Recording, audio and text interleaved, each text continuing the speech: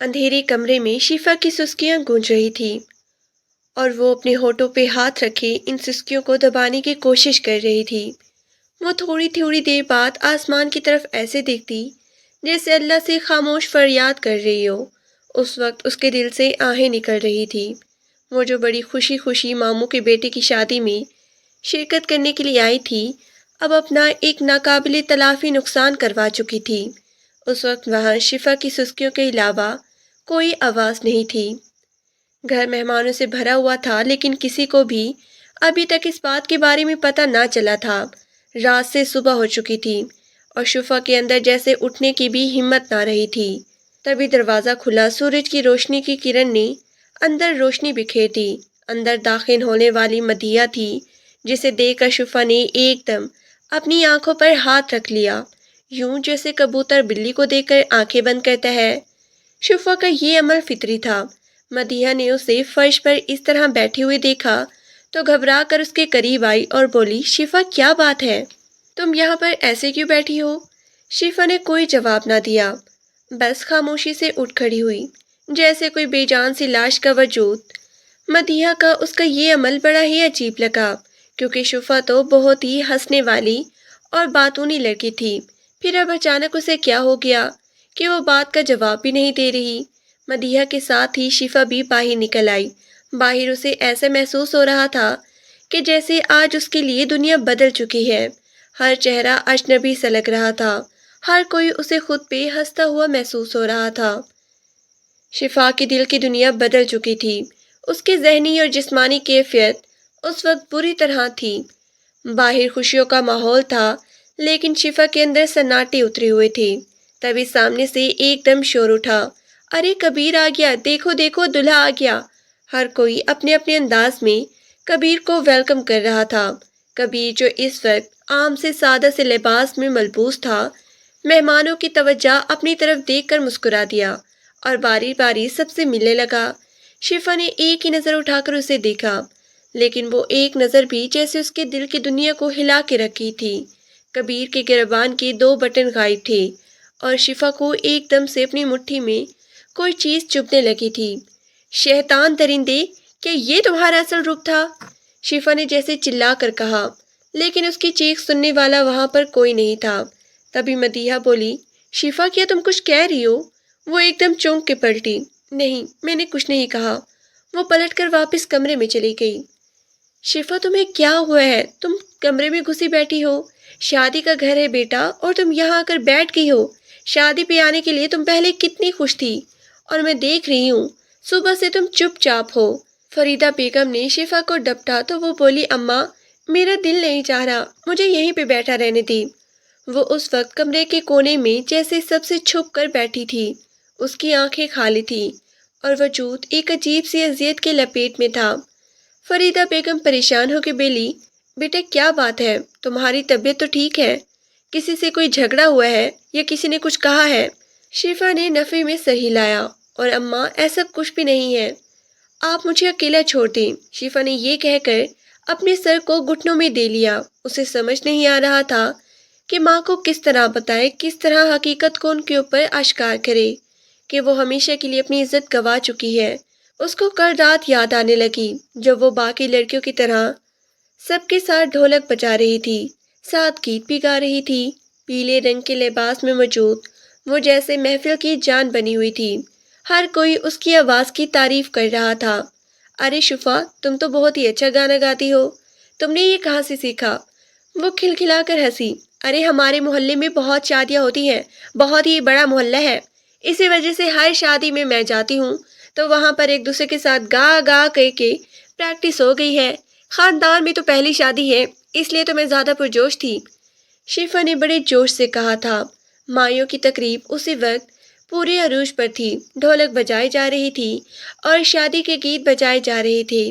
اس کے بعد کھانا کھل گیا، سب کھانا کھانے لگے اور کھانے کے بعد کچھ مہمان اٹھ کر آرام کے لیے چلے گئے، کچھ واپس گھروں کو چلے گئے، جبکہ لڑکیوں نے دوبارہ ڈھولک سنبھال لیا اور گیت گانے لگی۔ ارے شفا بیٹا، ذرا میری بات سننا، وہ جی ممانی کہتے ہوئے فوراً ہی اٹھ کھڑی ہوئی۔ بیٹا ذرا اسٹور سے جا کر کچھ بستر تو لا کر دو، مہمانوں کے لیے بستر کم پڑ گئے ہیں، میں نے مدیحہ سے کہا بھی تھا، لیکن وہ پھر بھول گئی ہے اور اب وہ سب کے لیے چائے بنانے گئی ہے، ورنہ میں اسے ہی کہہ دیتی۔ مومانی نے بڑی شرمندہ سے انداز میں کہا تو شفا بولی، ارے مومانی کوئی بات نہیں، میں ابھی لے آتی ہوں۔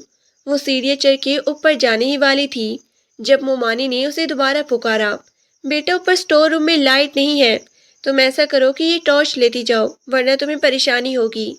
مومانی نے دیوار سے لٹکی ٹارچ کی طرف اشارہ کرتے ہوئے کہا۔ وہ سر ہلاتے ہوئے ٹارچ پکڑ کے اوپر چلی آئی۔ اسٹور روم دوسری منزل پر تھا۔ اوپر تک آتے آتی اس کا سانس پھول گیا تھا، لیکن بستر تو لانے ہی تھے۔ اس نے اسٹور کا دروازہ کھولا اور ٹارچ مار کر بستر لگانے لگی۔ مومانی نے جو بولا تھا اس نے سارے بستر ایک جگہ پر ڈھیر کیے اور انہیں ترتیب سے رکھتے جیسے ہی واپس مڑنے لگی، تبھی اسٹور کا دروازہ بند ہونے کی آواز آئی۔ شفا نے ٹارچ مار کر دیکھنا چاہا کون ہے، وہ گھبرا کر بولی، لیکن تب تک وہ شخص اس کے سر پہ آ پہنچا تھا۔ شفا نے چلانا چاہا کیونکہ ایک لمحے کے لیے بہت ہی خوف محسوس ہوا تھا، لیکن وہ شخص بہت ہی شاطر تھا، یا شاید وہ پہلے اس کی طاق میں تھا۔ اس نے ایک دم سے اس کے منہ پہ ہاتھ رکھ دیا۔ اس کی مضبوط گرفت میں شفا کی چیخ دب کے رہ گئی تھی۔ اس نے شفا کو دھکا دے کر پیچھے دیوار کے ساتھ لگا دیا اور پھر اس کے اوپر جھک گیا تھا۔ شفا نے مزاحمت کی، خود کو بچانا چاہا، وہ چیخنا چاہتی تھی، لیکن اس شخص کے مضبوط ہاتھوں نے اس کی آواز ہی نہ نکلنے دی۔ شفا نے خود کو چھڑانے کی کوشش کی، لیکن وہ درندہ اپنی صفاک ارادوں میں کامیاب ہو گیا تھا۔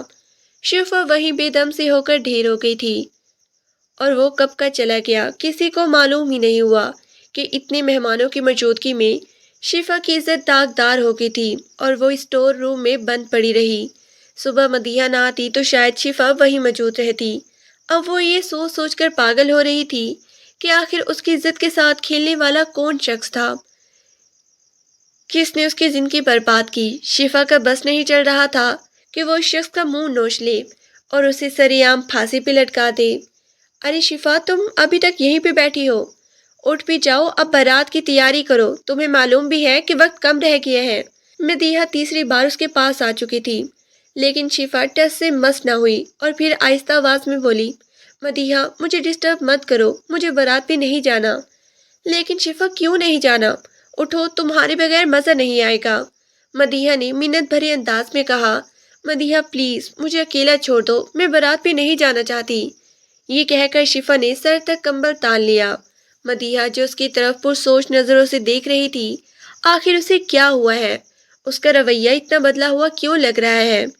کل تک تو یہ بالکل ٹھیک تھی، ہنسی خوشی یہ سارے کام کر رہی تھی، لیکن آج یہ ایسے کیوں ہو گئی ہے؟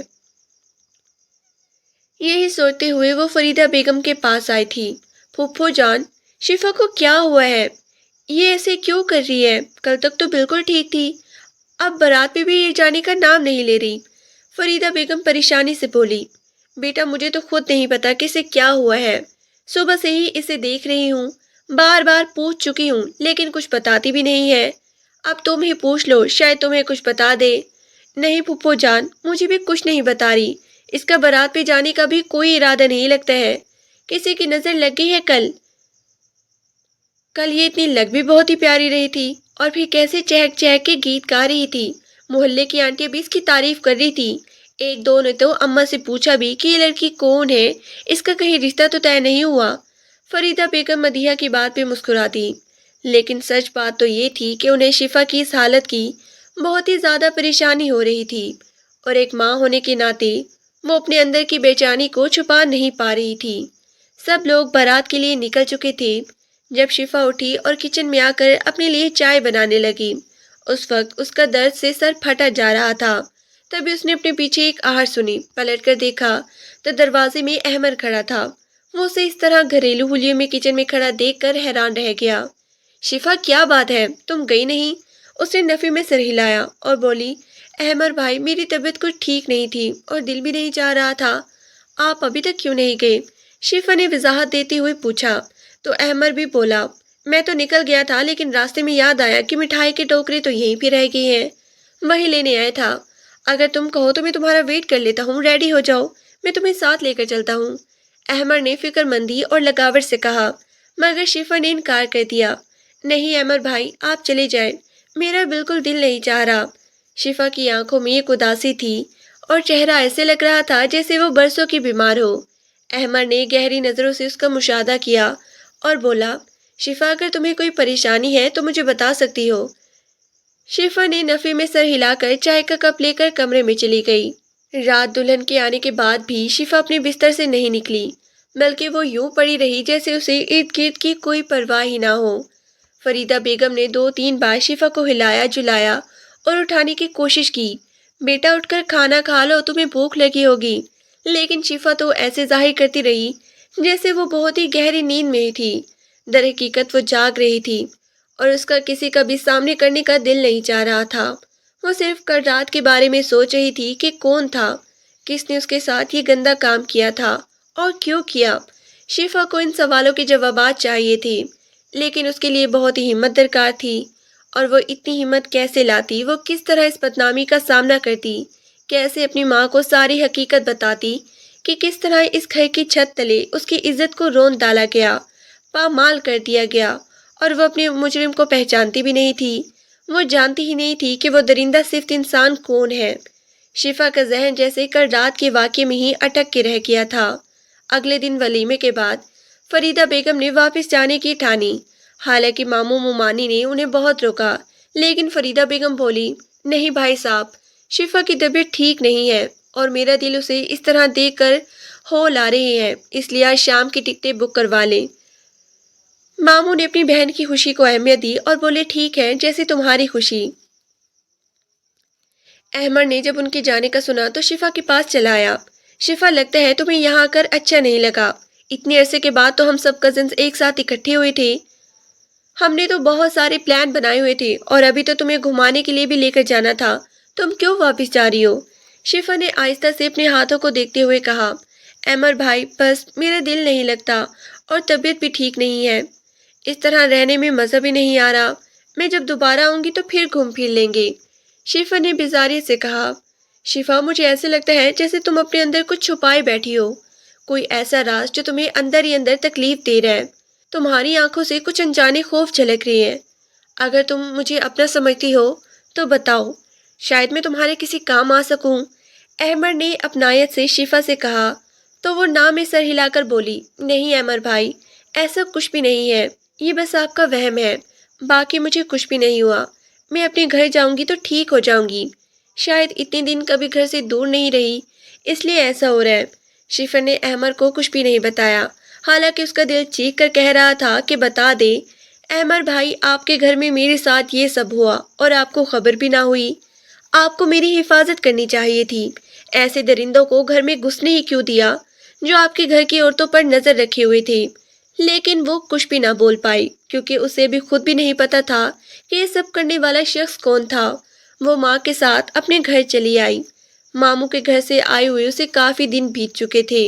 وہ اسی طرح خاموش تھی جیسے اس کے ساتھ یہ واقعہ کل ہی ہوا ہو، 2 ماہ پہلے نہیں۔ اپنے ساتھ پیش آنے والے اس حادثے کو وہ بھول نہیں پا رہی تھی۔ اس نے کبھی نہیں سوچا تھا کہ اس کے ساتھ ایسا کچھ ہوگا۔ اس نے خود کو بہت ہی سمیٹ سمیٹ کے رکھا تھا، اس نے اور اس بات پر فخر بھی تھا، مگر ایک لمحہ لگا اور ایک دم ہی اس کا سارا فخر، اس کا سارا ناز چکنا چور ہو گیا تھا۔ اب ہر چیز سے اس کا دل اچاٹ گیا تھا، اسے اب دنیا میں کچھ بھی اچھا نہیں لگتا تھا۔ کئی بار اس نے سوچا کہ وہ یہ بات اپنی ماں کو بتا دے، مگر اس بات کے جواب میں اماں کے اٹھائے گئے سوالات کے جواب اس کے پاس نہیں تھے۔ ہر بار یہی سوچ کے وہ خاموش ہو جاتی تھی۔ دن گزر جا رہے تھے، وہ کمزور سے کمزور تر ہوتی جا رہی تھی۔ کھانا پینا اس نے بہت ہی کم کر دیا تھا، آئے دن کالج سے چھٹی لے لیتی، آج بھی وہ بخار میں تپ رہی تھی، اسے کسی قسم کی دوائی سے آرام نہیں آ رہا تھا۔ اس کی ماں فریدہ بیگم اسے ڈاکٹر کے پاس لے کے گئی۔ ڈاکٹر نے خوش ہوتے ہوئے کہا، مبارک ہو، آپ کی بیٹی ماں بننے والی ہے۔ ماں؟ بیٹی کے تاثرات سے یکسر انجان، وہ خوشی سے بتا رہی تھی۔ فریدہ بیگم نے غصے سے اپنی بیٹی کی طرف دیکھا، اس ایک نظر سے شفا کانپ کے رہ گئی۔ کتنا عرصہ ہوا ہے ان کی شادی کو؟ شادی کیسی؟ اماں نے ہکا بکا ہو کر پوچھا، کیا مطلب؟ آپ کی بیٹی کی بات کر رہی ہوں، اس کی شادی کے بارے میں پوچھ رہی ہوں۔ اوہ اچھا اچھا، فریدہ بیگم نے زبردستی مسکراتے ہوئے کہا، جی ڈاکٹر صاحب، ابھی بہت ہی کم وقت ہوا ہے، فریدہ بیگم نے آہستہ لہجے میں کہا، لیکن شفا جانتی تھی کہ ان کے دل پر کیا بیت رہی ہے۔ خود شفا بھی اس وقت صدمے کی حالت میں تھی۔ وہ سوچ بھی نہیں سکتی تھی کہ وہ حادثہ جسے وہ اب تک خود سے چھپائے بیٹھی تھی اب یوں آشکار ہو کر ساری دنیا کو اپنے بارے میں بتائے گا۔ اسے تو ابھی سب سے پہلے اپنی ماں کا سامنا کرنے سے خوف آ رہا تھا، شاید ماں تو اسے جیتے جی مار ڈالے گی۔ اسے افسوس ہو رہا تھا کہ اگر وہ پہلے ہی ماں کو بتا دیتی تو ماں کوئی سدے باپ کر لیتی، لیکن اب شفا کی بے وقوفی کی وجہ سے دیر ہو چکی تھی۔ وہ بھی سوچوں میں پریشان، جبکہ ڈاکٹر فریدہ بیگم سے بولی، میں یہ میڈیسن لکھ کے دے رہی ہوں، یہ پراپر ان کو دیجیے گا اور ان کا بہت سارا خیال رکھے گا، ان کی خوراک کا خاص طور پر، کیونکہ اب ان کے ساتھ ایک اور جان بھی جڑی ہے۔ ویسے بھی آپ کی بچی ابھی کم عمر ہے اور کمزور ہے، نہ جانے کیوں آپ نے اتنی جلدی اپنی بیٹی کی شادی کر دی، اتنی جلدی بچی پر ذمہ داری ڈالنے کی کیا ضرورت تھی؟ بہرحال میری ہدایت پہ عمل ضرور کیجیے گا اور اس کا خیال رکھیے گا۔ ڈاکٹر نے پیشہ ورانہ انداز میں فریدہ بیگم کو تاکید کرتے ہوئے دوائیاں لکھ کر پرچہ تھما دیا۔ جی ڈاکٹر صاحبہ، بہت شکریہ آپ کا۔ راستے میں دونوں ماں بیٹی کے درمیان کوئی بات چیت نہ ہوئی۔ شفا کی ہمت بھی نہ ہوئی کہ کچھ بول سکے۔ وہ خاموشی سے اپنی آنسو اپنے اندر اتارتی رہی، مگر گھر جاتے ہی اس کی ماں کا ضبط جواب دے گیا۔ اسے جھنجھوڑ کر اس کی ماں نے پوچھا، تیرا ستیہ ناس ہو، آخر کیا آئی ہوئی تھی تجھے؟ اس لیے تجھے پڑھا رہی ہوں میں کہ تم منہ کالا کرتے پھرے۔ اتنی ہی تمہیں ہوس تھی تو مجھے کہہ دیتی، میں تیرا بیاہ ہی کر دیتی، بھلے میرے لیے اس سے بڑھ کر کوئی اور آسانی ہو سکتی تھی۔ تو جیسے اولاد ہونے سے بہتر تھا کہ میں بے اولاد ہی رہتی، کم از کم مجھے یہ دن تو نہ دیکھنا پڑتا۔ ہائے شفا، یہ تو نے کیا کیا؟ میری مت ماری کی تھی جو میں تیری اوپر یقین کر بیٹھی۔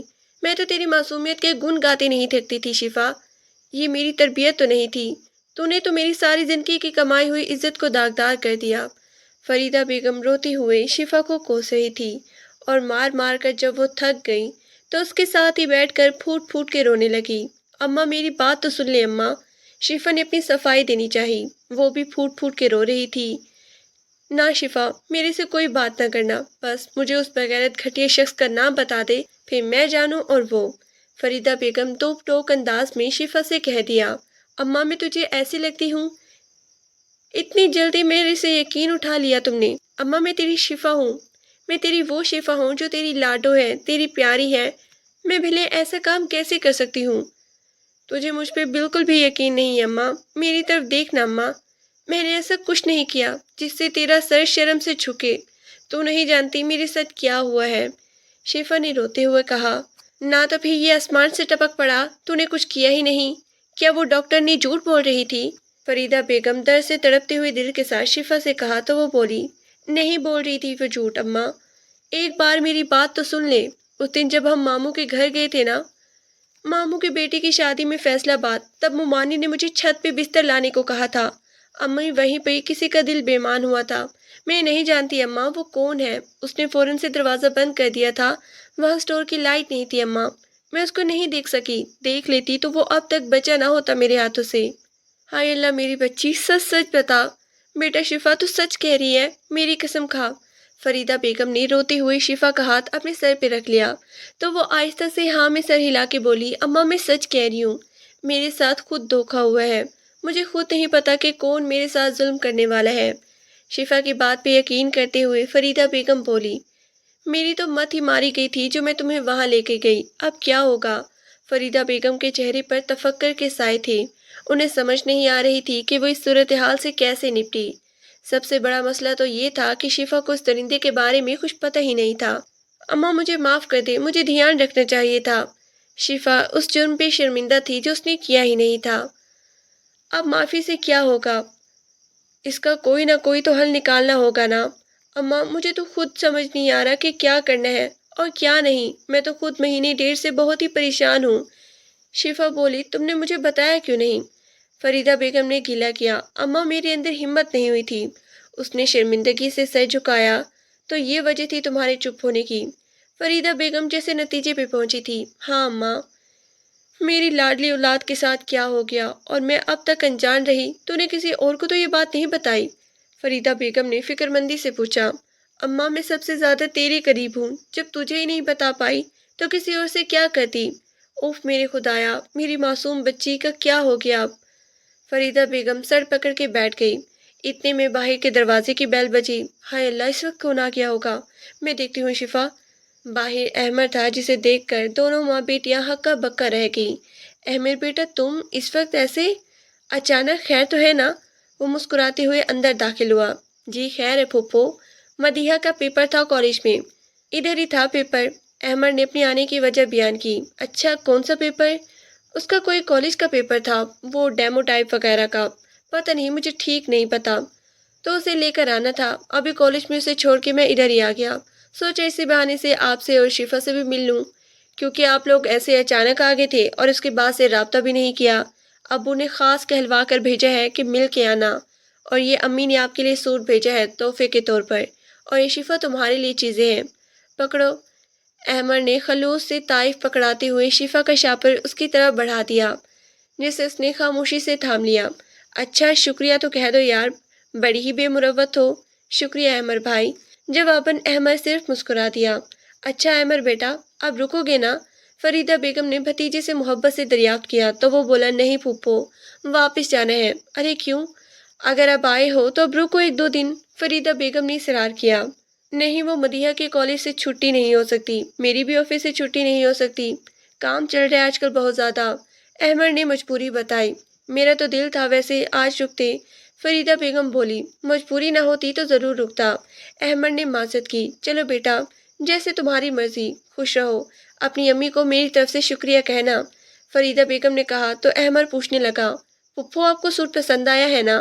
ہاں بہت ہی اچھا ہے ماشاءاللہ، فریدہ بیگم محبت سے بولی، حالانکہ ان کے دل میں بہت زیادہ پریشانی چھائی ہوئی تھی۔ شفا کی حالت نے اس کے اندر سناٹے اتار دیے تھے، لیکن وہ بھتیجے سے کچھ کہہ نہیں سکتی تھی۔ شفا تمہیں چیزیں پسند آئی ہیں؟ احمد نے پوچھا۔ میں نے ابھی دیکھا نہیں ہے، دیکھ لوں گی تو پھر بعد میں بتاؤں گی، اس نے پھیکا سا جواب دیا۔ دیکھ لیتی، ویسے اچھا تھا، اگر پسند نہیں آتا تو میں ایکسچینج کروا لیتا۔ احمد پرشوق نظروں سے شفا کے چہرے کی طرف دیکھ کر بولا، نہیں اس کی ضرورت نہیں۔ شفا نے بالکل روکھے انداز میں جواب دیا۔ پھوپھو آپ کی بیٹی تو بہت ہی نخرے ہیں، توبہ ہے توبہ، احمد نے کانوں کو ہاتھ لگاتے ہوئے کہا۔ ارے نہیں نہیں، نخرے والی کوئی بات نہیں، میری بیٹی ایسی نہیں ہے، تھکی ہوئی ہے اصل میں، سارا دن کام کرتی رہی ہے اسی لیے۔ فریدہ بیگم نے فوراً شفا کی سائیڈ لی۔ اچھا چلے ٹھیک ہے، تم دونوں بیٹھو، میں تمہارے لیے کچھ کھانے پینے کے لیے لاتی ہوں، فریدہ بیگم اٹھتے ہوئے بولی۔ نہیں بیٹھ جائے پھوپھو، کھانے پینے کی ضرورت نہیں، مجھے بھوک نہیں ہے۔ چلو چپ کر کے بیٹھ جاؤ، بولا ہے نا میں نے۔ مدیحہ کو کب لینے جانا ہے؟ فریدہ بیگم نے اٹھتے ہوئے پوچھا۔ اس کے ٹائم لگ جائے گا 3-4 گھنٹے، میں نے بولا ہے خود ہی آ جائے گی ادھر۔ اچھا چلو صحیح ہے، یہ کہہ کر فریدہ بیگم چلی گئی۔ پیچھے سے وہ دونوں اکیلے بیٹھی ہوئی تھی۔ اور سنو شفا، ٹھیک ہو تم؟ احمد نے محبت سے پوچھا۔ ہاں ٹھیک ہوں، وہ اٹھ کر کمرے میں جانے لگی۔ میں کوئی غیر نہیں ہوں، میرے پاس بھی بیٹھ سکتی ہو، لیکن شفا کا کوئی موڈ نہیں تھا، وہ اس وقت احمد کو کمپنی دیتی۔ جو کچھ بھی ہو رہا تھا وہ شفا کو توڑنے کے لیے کافی تھا۔ وہ اٹھ کر کمرے سے چلی گئی۔ احمد پیچھے سے بڑبڑایا، مرضی ہے بھائی، ہم کیا کہہ سکتے ہیں۔ اگلے دن وہ دونوں ماں بیٹی بیٹھی ہوئی تھی۔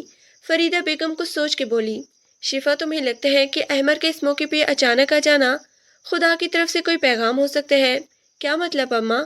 مطلب یہ کہ احمد اچھا لڑکا ہے، اس کے ساتھ تمہارا نکاح کر دیا جائے تو اس بات کا بھرم رہ جائے گا، فریدہ بیگم نے جیسے شفا سے سلا لی۔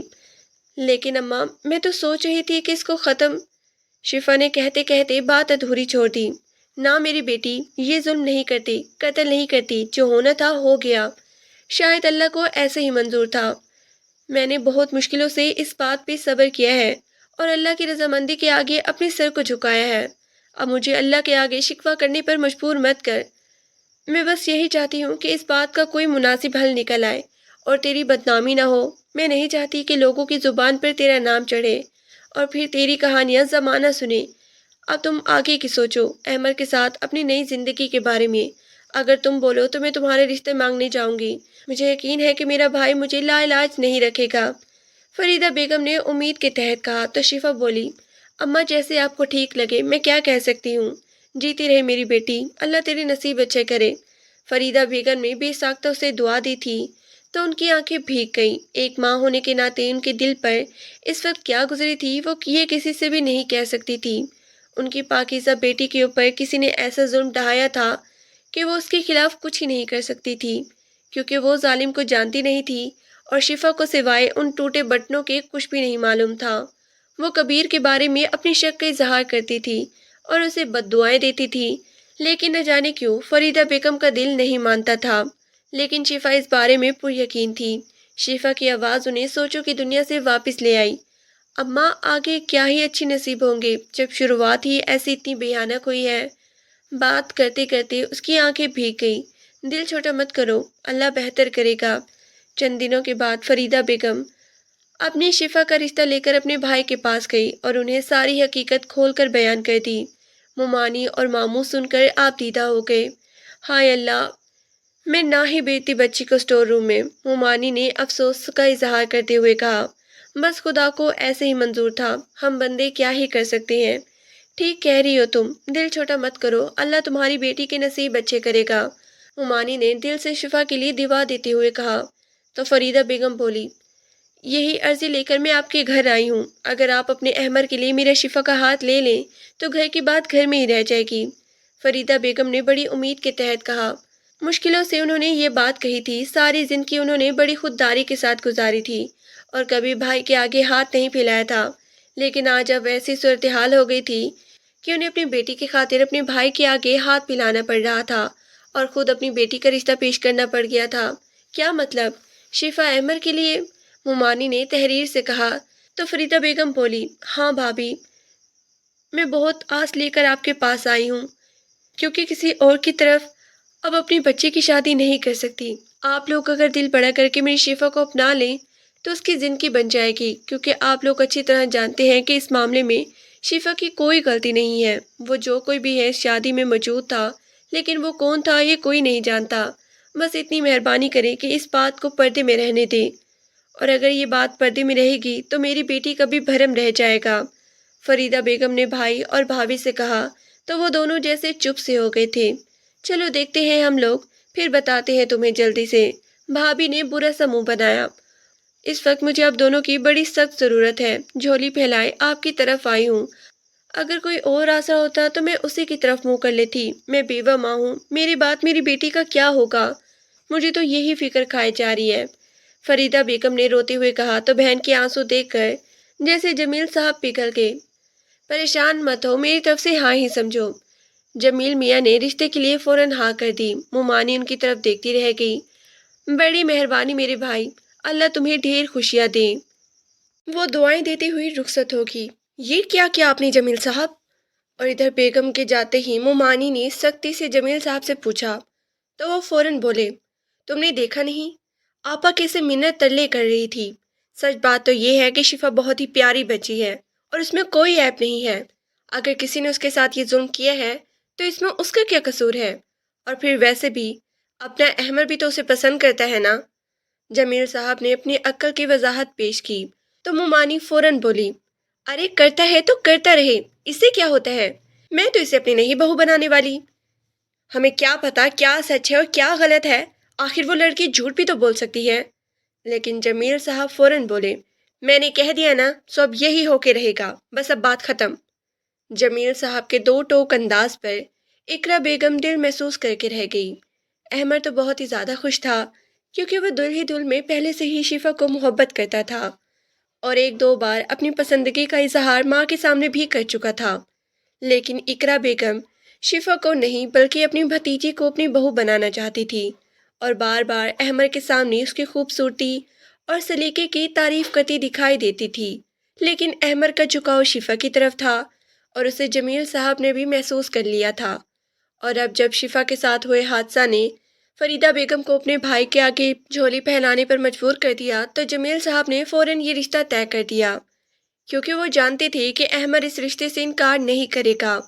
لیکن انہیں اس بات کا بھی ڈر تھا کہ اگر احمد کے علم میں یہ بات آ گئی کہ شفا کسی اور کی بچے کی ماں بننے والی ہے تو شاید وہ منع کر دے، اس لیے انہوں نے اپنے طور پر احمد کو اکیلے میں لے جا کر ساری بات بتا دی اور اس کے آگے ہاتھ جوڑ کر اپنی بھانجی اپنانے کے لیے راضی کیا، اور احمد کی وجہ سے اس رشتے پر رضامندی ہوگی، کیونکہ وہ اپنے باپ کو شرمندہ نہیں کرنا چاہتا تھا۔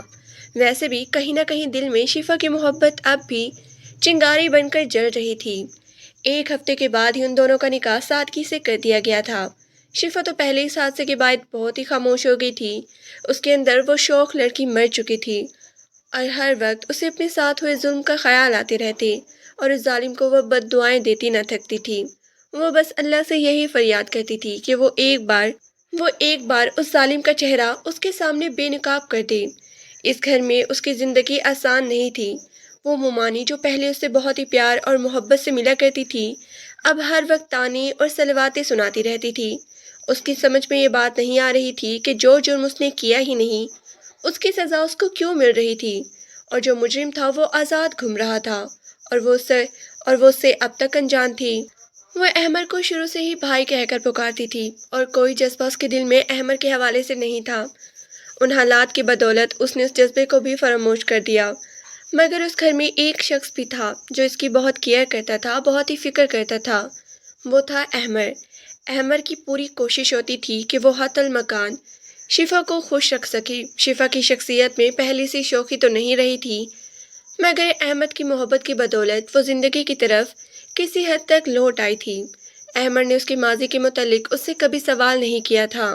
ہاں، صرف شروع میں ایک آدھ دفعہ پوچھا ضرور تھا کہ تمہیں کس پہ شک ہے۔ جواباً شفا نے کبیر کا نام لیا تو احمد ہکا بکا رہ گیا۔ کبیر پر تمہیں کیسے شک ہے؟ بس مجھے لگتا ہے کہ وہی میرے مجرم ہیں۔ اگر ایسا ہے تو میں انہیں جان سے مار دوں گا۔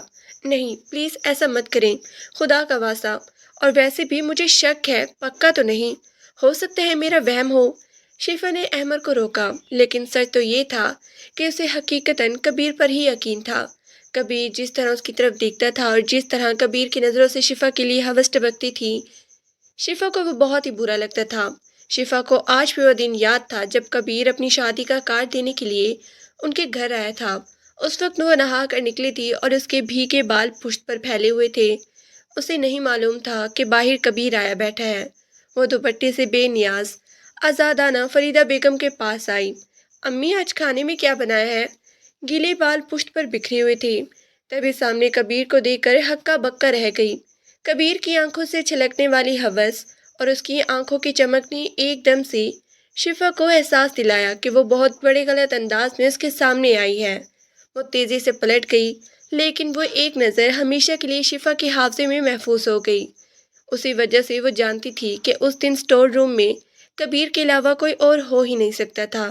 اس کے خیالوں کی روح کو احمد کی آواز نے ٹوکا، جو کہہ رہا تھا، ٹھیک ہے، مگر اس گھر میں تمہیں نہیں رکھوں گا۔ ایسا کیوں؟ شفا نے پوچھا۔ میں نہیں چاہتا کہ تم اسے روز دیکھ کر تکلیف محسوس کرو۔ احمد کے کہنے پر وہ نظریں جھکا گئی تھی۔